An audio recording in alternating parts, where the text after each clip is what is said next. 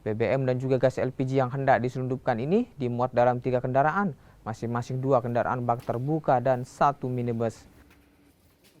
Selain menyita barang bukti BBM serta gas LPG 3 kg, polisi juga menahan 3 orang sebagai tersangka, masing-masing berinisial MR, LD dan juga FN.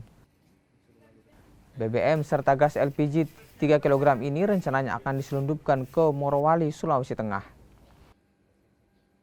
Reskrimsus Polda Sutra telah mengamankan 3 unit kendaraan yang membawa BBM jenis Pertalite yang disubsidi oleh pemerintah. Kemudian juga kami temukan juga tabung gas LPG 3 kg sebanyak lebih kurang 100 buah, yang mana BBM Pertalite tersebut diambil di SPBU yang ada di daerah Kendari. Kemudian rencananya dari para pelaku ini akan melakukan penjualan kepada kawan-kawannya di daerah Sulawesi Tengah, yaitu di daerah Morowali.